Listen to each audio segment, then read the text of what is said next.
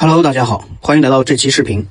今天呢，我们来看 Fondstar 的首席执行官汤姆里的最新一期周报的播客。在这期播客中，汤姆里呢主要聊到的是半导体还有内存板块，持续的上涨。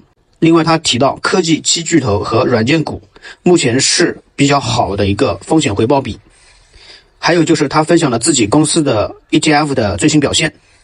还是按照老规矩，我会把汤姆里的这次周报最核心的几个观点，用我的理解给大家先做一个简单的拆解，辅助大家思考。那我们开始吧。第一个，汤姆里说，半导体和内存板块在出现惊人的上涨。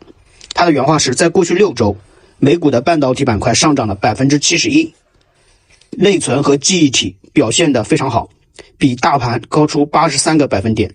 这里呢解释一下，目前美股半导体和内存、闪存这一块的涨幅确实像火箭一样，但是汤姆里在这一段的观点是，他认为这种极端的上涨行情之后，可能这些板块呢会面临回落。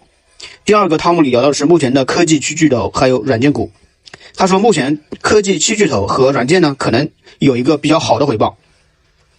他说，科技七巨头今年呢只涨了 5%， 软件板块呢甚至还在下跌，大概在 15%。虽然半导体和内存在大涨，但是科技股和软件行业处在了一个相对低的价格，这个时候他们的风险回报比反而很吸引人。这里呢也解释一下，因为半导体和内存、闪存这一块涨得非常的快，快速上涨也带来回调的风险。这个时候的软件股和科技公司呢，可能就像在超市里面的打折商品，这个时候的价格呢反而更划算。汤姆里认为，这个时候呢可能就是买科技股和软件股的一个好的时间。第三个，汤姆里聊到的是自己公司的几只 ETF， 他提到的是中小盘的 ETF 呢比大盘要好一些，这也侧面说明目前资金呢还是比较喜欢有潜力的中小盘的。换句话说，他认为资金正在从大的热门板块开始流动到一些有潜力的中小盘。最后他强调了软件板块呢目前可能已经价格筑底，他的原话是，软件板块的交易量在1到4月非常大，看起来呢像是一个底部，相对价格也回到了10年前的水平。这里解读一下，当大家都很极度悲观的时候，软件股呢被卖的也差不多了，往往呢这个时候就是一个底部。总之，汤姆里认为目前软件股呢处在一个相对有价值的一个买点。另外就是他还聊到了 AI 还有网络安全是目前主要2个上涨的驱动力量。当然这些上涨呢主要是他基于自己公司的 ETF 做的分析。OK， 上面就是汤姆里这次周报的一些核心观点。视频结尾是调整后的重点的原声音频和中文字幕翻译。原视频链接我放在了视频介绍里面，需要的朋友可以自行观看完整的内容。你看好汤姆里说的软件板块的反弹吗？欢迎在评论区讨论。我们下期继续聊。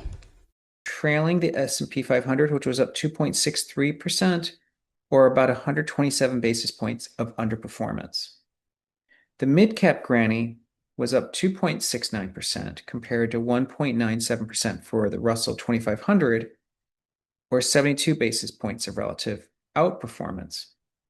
And the income granny was up 1.36% compared to 2.36% for the S&P 500, or 134 basis points of relative underperformance. Year to date, granny is up 9.08% compared to 8.52% for the S&P 500, or 56 basis points of relative outperformance. Granny J is up 18.7% compared to a 16% gain for the Russell 2500, or 269 basis points of outperformance. And for Granny Income, up 7.83% compared to 8.52% for the S&P, or 68 basis points of underperformance. So let's talk about macro. Memory is the top performing sector in the S&P, up 83 percentage points versus the S&P. Semis up 38%. Tech hardware up 8.5%. Energy infrastructure up 8.3%. The MAG7 7.9%. And software down but slightly underperforming. What does this all have in common? Well, of course, these are all the tech sectors, and really nothing else has been outperforming.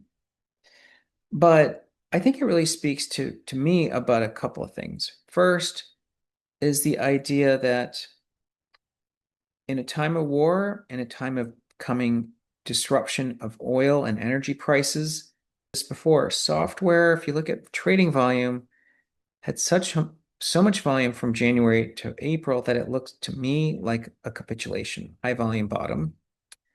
And if you look at software relative to the S&P over the last 25 years, we're sitting on an important trend line. And as I've highlighted this before, just looking at it on an absolute basis, the relative price of software is back to where it was almost exactly 10 years ago. So all of this software eating the world, SaaS models, has almost been completely erased. There's some important earnings performance of the individual holdings. The top 5 performers in Granny this week was AMD, Monster Beverage, Tesla, NVIDIA, and KLA-Tencor. The bottom 5 performers, and by the way, this is just AI. The bottom 5 performers are here: Netflix, Eaton Corp, OneOK, Texas Pacific Land Corp, and Arista Networks. Some supply chain issues, some oil issues, and let's look at SMID crap or Granny J.